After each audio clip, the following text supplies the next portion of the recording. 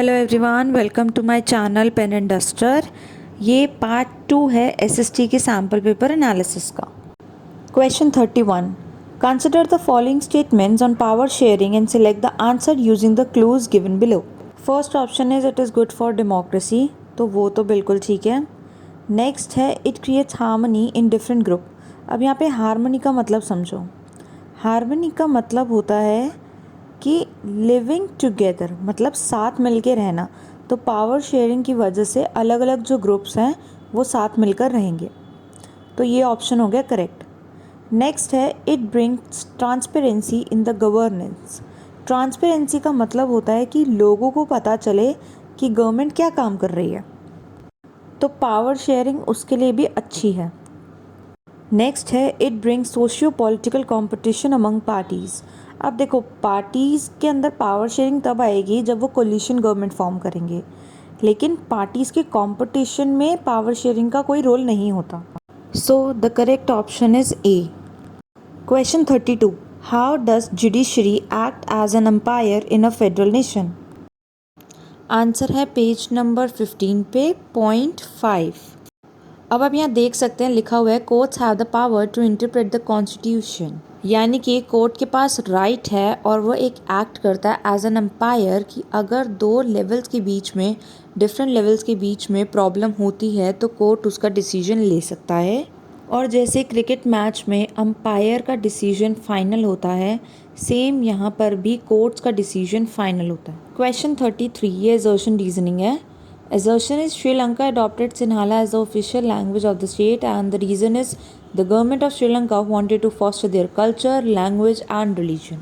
Assertion में जो है आपके पास स्टेटमेंट होगी, जैसे इसमें है कि श्रीलंका ने सिन्हाला को as a official language adopt कर लिया था, बट जो रीजनिंग है वो उसी assertion का होना चाहिए। जैसे यहाँ पर है कि श्रीलंका ने सिन्हाला को ऑफिशियल लैंग्वेज क्यों अडॉप्ट करा, क्योंकि जो गवर्नमेंट है श्रीलंका की वो अपने कल्चर, लैंग्वेज और रिलीजन को फॉस्टर करना चाहती थी, मतलब उसको और भी ज़्यादा डेवलप करना चाहती थी। अब देखो ये एनसीईआरटी में 1956 में एक एक्ट पास हुआ था जिसमें सिन्हाला को ऑफिशियल लैंग्वेज बनाया था, बट इसका रीज़न क्या था कि ये सिन्हाला को फेवर कर रहे थे, बिकॉज वहाँ पर सिन्हाला कम्युनिटी थी जो मेजॉरिटी में थे और वो अपने ही कम्युनिटी के लोगों को फेवर कर रहे थे, तो यानी कि option A is correct. Question 34, match the following items. देखो सबसे पहले यूनियन लिस्ट। यूनियन लिस्ट जो होती है वो सेंटर के हाथ में होती है, स्टेट लिस्ट स्टेट के हाथ में, और कंकरेंट लिस्ट जो है वो दोनों के हाथ में होती है। बाकी बच्चे कुछ रेजिडरी सब्जेक्ट्स जो हमारे कॉन्स्टिट्यूशन में, मतलब जब कॉन्स्टिट्यूशन बना था तो उस टाइम पे वो कॉन्स्टिट्यूशन में नहीं लिखे गए थे, उनको कहते हैं रेजिडरी सब्जेक्ट्स। फर्स्ट देखो रेजिडरी सब्जेक्ट्स, ये है इंफॉर्मेशन टेक्नोलॉजी। साथ साथ ऑप्शन भी देखते जाओ। फर्स्ट का फोर्थ ऑप्शन बी में नहीं है, उसको एलिमिनेट कर देंगे।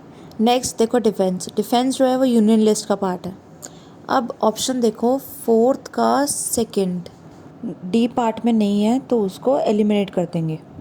अब देखो सेकंड पुलिस। पुलिस जो है स्टेट लिस्ट में आती है, यानी कि सेकंड का चाहिए आपको थर्ड, ये सी पार्ट में नहीं है तो इसको एलिमिनेट कर देंगे। सो ऑप्शन ए बच गया, ये आपका हो गया answer. Question 35, Anita is appearing in an examination conducted for recruitment to central government positions in how many languages as mention in the 8th schedule can opt to take the exam, select the appropriate option. इसका answer है page number 22 पे, ये जो box है आप इसमें देख सकते हैं, इसमें लिखा हुआ है 121 मेजर लैंग्वेजेस हैं हमारे यहाँ पे, जिसमें से 22 लैंग्वेजेस जो हैं 8 शेड्यूल में डाली गई हैं, जिसको बोलते हैं शेड्यूल लैंग्वेजेस, और जो बाकी लैंग्वेजेस बच जाती हैं उनको बोलते हैं non schedule languages. Question number 36, identify the administrative system of the Indian government with the help of the following information. अब देखो सेकंड पॉइंट है third tier of the government, ये मैंने मार्क कर दिया। नेक्स्ट है पावर जो है सेंट्रल और स्टेट गवर्नमेंट से लेके लोकल गवर्नमेंट को दी जाती है, जिसको बोलते हैं डिसेंट्रलाइजेशन, तो यानी कि हमारे यहाँ पे डिसेंट्रलाइज्ड गवर्नमेंट है। Option C is correct. सिर्फ 2 क्लूज से भी आइडेंटिफाई किया जा सकता है कि कौन सा ऑप्शन करेक्ट है। Question 37, which of the following options prove that India is a quasi federal state. पहला है मोर पावर्स विद सेंटर, ये तो भाई करेक्ट है क्योंकि सेंटर के पास एक्चुअल में ज़्यादा पावर होती है। Next is residuary subjects with centre, ये भी करेक्ट है बिकॉज रेजिडरी सब्जेक्ट्स जो है वो कॉन्स्टिट्यूशन में भी मेंशन नहीं है, तो उसकी सारी पावर जो है सेंटर के पास जाती है। Next is equal subjects with centre and states, ऐसा कुछ नहीं है, दोनों के पास अलग अलग नंबर ऑफ सब्जेक्ट्स होते हैं। Currency and railways with centre, ये करेंसी तो आप डिमोनेटाइजेशन से समझ सकते हैं बिकॉज जो मेन डिसीजन है वो सिर्फ और सिर्फ सेंटर का होता है। So your correct option is B. Question 28. Identify the correct statements about the theory of federalism in the Indian Constitution. सबसे पहले देखते हैं स्टेटमेंट 2। आपकी स्टेटमेंट 2 ये रही, this sharing of the power between the union government and the state government is basis to the structure of the constitution, तो यानी कि स्टेटमेंट 2 जो है वो आपकी करेक्ट हो गई। Now let's check the statement 3। It is not easy to make changes to this power sharing arrangement, यानी कि आपकी जो स्टेटमेंट 3 है वो आपकी गलत है। Now let's see the statement 4। The parliament can not on its own change this arrangement, यानी कि पार्लियामेंट अरेंजमेंट्स को चेंज नहीं कर सकती, इसलिए स्टेटमेंट 4 भी गलत हो गई। तो देखो सेकेंड स्टेटमेंट ठीक थी, थर्ड और फोर्थ जो है एलिमिनेट हो गई, तो ओनली सेकंड का तो कोई ऑप्शन ही नहीं है, सेकंड के साथ तो मतलब आपका फर्स्ट भी ठीक होगा। So option A is correct. Okay, ये एजर्शन रीजनिंग का क्वेश्चन है।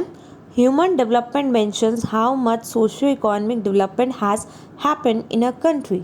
सबसे पहले देखो कि ह्यूमन डेवलपमेंट क्या है, ये आपको ह्यूमन डेवलपमेंट रिपोर्ट पे दिख जाएगा। ह्यूमन डेवलपमेंट रिपोर्ट जो है वो यूएनडीपी कंपेयर करता है, मतलब पब्लिश करता है यूएनडीपी आफ्टर कंपेयरिंग कंट्रीज़, कि कंट्रीज़ में कितनी डेवलपमेंट हो रही है एजुकेशन, हेल्थ और पर कैपिटा इनकम के बेसिस पे।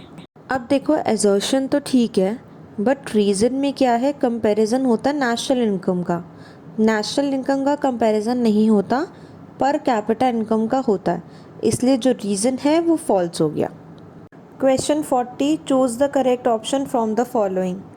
टर्शरी सेक्टर वो होता है जो सर्विसेज से डीलिंग करता है, मतलब जिसका मेन काम सर्विसेज प्रोवाइड करना होता है।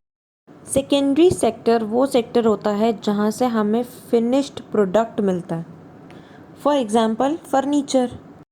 एंड प्राइमरी सेक्टर वो होता है जहाँ से हमें रॉ मटेरियल मिलता है, जैसे कि एग्रीकल्चर। तो अब देखो ट्रांसपोर्टर सेकेंडरी सेक्टर में नहीं आता, कारपेंटर प्राइमरी में नहीं आता और फिशरमैन भी सेकेंडरी में नहीं आता। सो the correct option is A, courier, that is tertiary sector. Question number 41। अब ये डेटा दे रखा है और इसके बेसिस पे हमें आंसर देना। इस क्वेश्चन में जो है रीटा को 3 कंट्रीज़ में से एक कंट्री चूज़ करनी है, तो उसने प्रेफर किया कि वो तीनों की एवरेज इनकम निकाले और फिर वो उसमें से चूज़ करे, जिसके बेसिस पे उसने कंट्री ए को चूज़ किया। तो सबसे पहले मैं आपको सिखाऊंगी कि एवरेज इनकम कैसे निकालते हैं। एवरेज इनकम का जो फॉर्मूला है वो होता है total income upon number of years. Okay, सबसे पहले निकालेंगे ए की टोटल इनकम है 50,000 और नंबर ऑफ ईयर्स है 5, यानी कि 5 साल का है, तो एवरेज इनकम आ गई 10,000। Now for B same total income 50 by 5 that is 10,000। अब सी का देखो तो सी का भी 50,000 है, divided by 5 is equal to 10,000। अब ध्यान से डेटा को एनालिसिस करो। कंट्री ए में एक स्टेबल इनकम है, सेम कंट्री बी में देखो तो 4 पर्सनस की 500 इनकम है और फिफ्थ की जो है वो 48,000 है। वो हो सकता है उसकी कोई लॉटरी लग गई हो जिसकी वजह से उस टाइम पर फिफ्थ की 48,000 इनकम हो। और सी को देखो तो कुछ खास इक्विटेबल डिस्ट्रीब्यूशन नहीं है इनकम का, कुछ की बहुत कम है जैसे कि 1000 और कुछ की बहुत ज़्यादा है जैसे कि 25,000। तो रीटा ने कंट्री ए को इसलिए चूज़ किया बिकॉज उसकी एक इक्विटेबल डिस्ट्रीब्यूशन ऑफ इनकम है, यानी कि option B is correct. Question 42। Vijay is undernourished as his weight is 45 kgs and his height is 1.78 metre. Find out his BMI from the following options. Okay, अब देखो BMI का formula, ये कहीं note down कर लेना या फिर आप इसका स्क्रीनशॉट ले लेना। BMI का फॉर्मूला होता है kg, यानी कि आपका वेट अपॉन हाइट का स्क्वायर और height should be in metres. अब इनकी वैल्यूज़ पुट करते हैं अकॉर्डिंग टू द क्वेश्चन।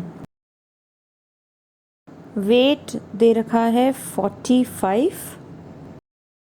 और हाइट है 1.78, तो यानी कि इसका स्क्वायर, आई नो ये 1078 लगा but it's 1.78 whole square. 45 upon 1.78 का होल स्क्वायर होता है 3.1684। Now after solving this answer आएगा 14.20। CBSE के सैम्पल पेपर में आंसर गलत है, इसका करेक्ट आंसर 14.20 है। क्वेश्चन 43, अब इसमें है कि एक वुमेन स्वीट शॉप में काम करती है कॉन्ट्रैक्ट बेसिस पे, जिसकी उसे सैलरी मिलती है। अगर वो काम पे नहीं आती तो उसको उसकी सैलरी नहीं मिलती। अब देखो, ये प्राइमरी और सर्विस सेक्टर तो है नहीं, तो इन दोनों ऑप्शंस को एलिमिनेट कर देते हैं। Now the organise sector. अब देखो, ऑर्गेनाइज सेक्टर वो होता है जिसके अंदर फिक्स्ड पे होता है। अब देखो अनऑर्गेनाइज सेक्टर, ये वो होता है अगर आप कोई हॉलीडे या फिर कोई पेड लीव लेते हो तो आपका जो एम्प्लॉयर है वो आपकी सैलरी डिडक्ट कर देता है। सो इसका आंसर हो गया option D, unorganise sector. Question 44, अब इसमें क्या है, डेटा दे रखा है अलग अलग सेक्टर्स के एम्प्लॉयमेंट परसेंटेज का। अब आपको ये बताना है कि प्राइमरी सेक्टर का सबसे ज़्यादा परसेंटेज क्यों है। इसका आंसर ये रहा, workers in the agriculture sector are underemployed. जितने भी एग्रीकल्चर सेक्टर में लोग होते हैं उनको हम अंडर एम्प्लॉयड कहते हैं। अब ये अंडर एम्प्लॉयड क्या होता है? फॉर एग्ज़ाम्पल, ये एक फील्ड है जिस फील्ड में एक फैमिली के 5 बंदे काम करते हैं, बट एक्चुअल में इस फील्ड में सिर्फ 2 बंदों की रिक्वायरमेंट है, तो यानी कि 3 एक्स्ट्रा काम कर रहे हैं। तो जो 3 लोग हैं वो अंडर एम्प्लॉयड कैटेगरी में आते हैं। आई होप आपको ये क्लियर होगा। Now move on to the next question. Assertion and reason students का कुछ ज़्यादा ही फेवरेट पार्ट है ये। The correct answer is option B, crude oil reserves in the entire world are depleting. Depleting का मतलब है कम होना, और एक्चुअल में ये जो इसका एजर्शन है ये सही है, बिकॉज हमें इसका सब्स्टिट्यूट ढूंढना ही पड़ेगा।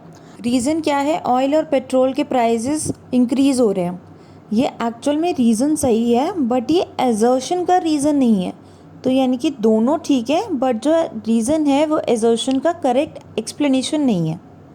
क्वेश्चन नंबर 46, एक मैन है जो फूड प्रोसेसिंग फार्म में काम करता है, उसको बहुत सारा मैनुअल वर्क करना पड़ता है।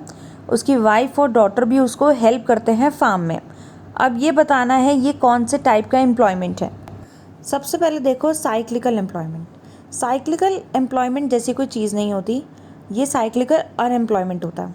ये बिजनेस साइकिल से रिलेटेड होता है, यानी कि अगर जाएगा बिजनेस डाउन तो आपकी अनएम्प्लॉयमेंट बढ़ जाएगी, और यही अगर आपका बिजनेस जाता है अप तो आपकी अनएम्प्लॉयमेंट कम हो जाएगी। इट मीन्स यहाँ पे बिजनेस साइकिल और अनएम्प्लॉयमेंट का जो रिलेशन है वो उल्टा चलता है। Next is over employment. यहाँ पर जो है ज़्यादा काम के बारे में बात हो रही है, मतलब कोई भी इंसान जब ओवर वर्क करता है तो उसको ओवर एम्प्लॉयमेंट कहते हैं।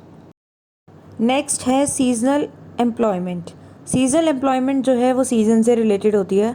फॉर एग्ज़ाम्पल, अगर समर्स में मैंगो ग्रो हो रहे हैं एक फील्ड में, तो विंटर्स में क्या होगा, तो वो जो वर्कर्स यानी कि जो फार्मर्स जो हैं जो सीजनली काम करते हैं उसको सीजनल एम्प्लॉयमेंट कहते हैं। नेक्स्ट है अंडर एम्प्लॉयमेंट। ये मैंने आप पीछे भी समझाया था। इस फील्ड में एक बंदे का काम है जो कि है मैन, और उसकी वाइफ और डॉटर जो है वो उसकी हेल्प कर रहे हैं, तो यानी कि इसका आंसर हो गया अंडर एम्प्लॉयमेंट। एक फील्ड पे जितने की रिक्वायरमेंट है उससे ज़्यादा लोग काम कर रहे हैं, तो उस केस को कहते हैं अंडर एम्प्लॉयमेंट। नेक्स्ट है सोर्स बेस्ड क्वेश्चंस। ध्यान रखना 2 केसेस आएंगे, 12 क्वेश्चन में से सिर्फ 10 अटेम्प्ट करने हैं, 12 के 12 अटेम्प्ट मत कर लेना। अगर बाय चांस 12 अटेम्प्ट कर भी लिए तो फर्स्ट 10 जो है आपको उसी के वो मार्क्स देंगे। Question number 47, why did the Grimm brothers give the tales a readable form without changing their folkloric characters. The correct option is A, because अगर वो किसी भी फोक टेल्स को चेंज कर देते कोई मॉडिफाइड कर देते तो जर्मनी के लोगों को वो शायद पसंद नहीं आता, इसलिए उन्होंने प्रेफर किया कि वो जैसा है वैसा ही प्रेजेंट करेंगे, जिससे क्या है लोगों को पसंद आए। Question 48, the impact of literary contributions of Grimm brothers was widespread, identify the best suitable option depicting the same from the following. The correct option is C, because उनको जो अपने एथनिक बिलोंगिंग्स हैं उसी को ही promote करना था, ताकि वो जो अपना गुस्सा है वो फ्रेंच के अगेंस्ट दिखा सकें। क्वेश्चन 49, ये फिल इन द ब्लैंक है। The work of the Grimm brother influenced and inspired people to collect tales. They believed in the spirit of dash and considered it essential for the reflection of national identity. अब देखो, जो Grimm brothers हैं वो national identity में believe करते थे, यानी कि वो एक कल्चरलिज्म में बिलीव करते थे, इसलिए आपका करेक्ट ऑप्शन हो गया ए। Why the foreign domination was considered a threat to nation building. Select the best suitable option from the following in reference to the context. इसका आंसर है option B, erosion of native values and ethos. अब देखो, आप चाहो तो आप इसको elimination method भी यूज़ कर सकते हो। फॉरेन डोमिनेशन से कभी भी वायलेंस या मास किलिंग नहीं होती और न्यू डिसीज़ तो कभी भी नहीं स्प्रेड होती, बट किसी कंट्री की वजह से ज़रूर स्प्रेड हो सकती है, जैसे कि Covid. So your correct option is B. Question 51. How were the Germans able to connect with their culture? With reference to the above context, infer the appropriate option.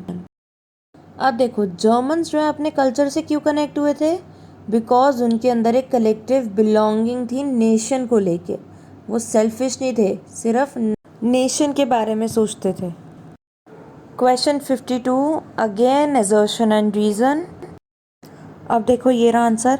Conservative regime setup in 1815 were autocratic, और ये जो regime थी ये criticism को tolerate नहीं करती थी, इसलिए option A is correct. Now again a source based question. Question 53. One can infer from the above given information that marginal and small farmers have been pushed out of cultivation. Which one of the following is the prominent cause? Okay, अब देखो, green revolution क्या है? इसके अंदर pesticides और fertilisers का जो है एक्सेस यूज़ हुआ था, जिसकी वजह से सॉइल डिग्रेड हुई थी। So option D is correct. Okay, now question 54. 3 statements हैं, उसके बेसिस पे ऑप्शन चूज़ करना है। ओके, देखो, स्टेटमेंट 1 और 2 तो करेक्ट है, लेकिन स्टेटमेंट 3 गलत है, जिसकी वजह से ऑप्शन ए आपका ठीक हो गया।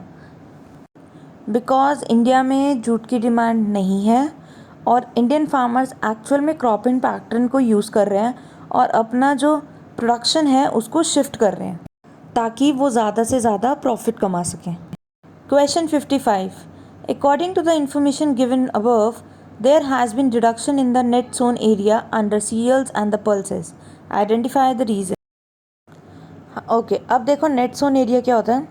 एक एरिया पे कितनी क्रॉप्स ग्रो हो रही हैं, मतलब टोटल एरिया कितना है जिसके ऊपर क्रॉप्स ग्रो हो रही हैं, उसको नेट सोन एरिया बोलते हैं। अब देखो, सीरियल्स और पल्सेस का टोटल एरिया कम क्यों होगा? क्योंकि जो फार्मर्स हैं वो कमर्शियल क्रॉप्स की तरफ शिफ्ट हो रहे हैं, बिकॉज उसकी वजह से प्रॉफिट्स जो हैं ज़्यादा मिल रहे हैं। Question 56. Fertilisers, pesticides and insecticides which once show dramatic results the now being held responsible for degrading the soil. Infer the positive effect of these input noticed earlier from the following statements. Fertiliser, pesticide और insecticide की वजह से क्या है कि सिर्फ और सिर्फ प्रोडक्टिविटी और आउटपुट इंक्रीज होता था, तो इनके option A is correct. Question 57. There are states in India which are using fertilizers, pesticides and insecticides at excessive level to increase their agricultural production. Identify the states which are at prominent level from the following options. यहाँ पर mention है increase their agricultural production, और सबसे ज़्यादा जो production है वो हरियाणा और पंजाब में होती है। So your correct option is B, Haryana and Punjab. Next question, question number 58. Food production provides the base for food security and is a key determinant of food availability. Why is this trend shifting towards industrial crops? Choose the correct option in reference to the context. अब देखो, इसमें ये है कि कोई क्यों ही industrial crops की तरफ शिफ्ट करेगा, सिर्फ फार्मिंग टेक्निक्स यूज़ करने के लिए तो नहीं करेगा। उसके बाद है फर्टिलिटी ऑफ सॉइल, इसके लिए भी नहीं करेगा क्योंकि उसके लिए पेस्टिसाइड्स ही होते हैं। अब अगला है लैंड यूज़ पैटर्न, इसका भी ये आंसर नहीं है। The correct answer is income and high earning. अगर किसी को ज़्यादा इनकम या ज़्यादा अर्निंग्स मिलती हैं, सिर्फ इसीलिए ही वो इंडस्ट्रियल क्रॉप्स की तरफ शिफ्ट करेगा। अब ये है मैप का क्वेश्चन, भाई ये तो फ्री फंड के मार्क्स है, इसको तो अच्छे से करना। On the political map of India, A is marked as a dam, identify it from the following options. सबसे पहला है सलाल, सलाल जो है वो JNK में है। Next is Bhakra Nangal dam, ये हिमाचल प्रदेश में है। उसके बाद है तेहरी डैम, ये है उत्तराखंड में। नेक्स्ट राणा प्रताप सागर, ये राजस्थान में है। अब इनको इनकी लोकेशन के हिसाब से मार्क करते हैं। पहला डैम यहाँ लोकेट करता है JNK में। नेक्स्ट है भाखरा नांगल, वो यहाँ लोकेट करता है हिमाचल प्रदेश में, सो इसका आंसर है option B Bhakra Nangal. Third dam Tehri, वो यहाँ लोकेट करता है उत्तराखंड में। फोर्थ राणा प्रताप, वो राजस्थान में है, उसकी लोकेशन ये है। आप हर डैम की लोकेशन को याद करके, मतलब वो कौन से स्टेट में है, उससे आप आइडेंटिफाई कर सकते हैं अपना करेक्ट ऑप्शन।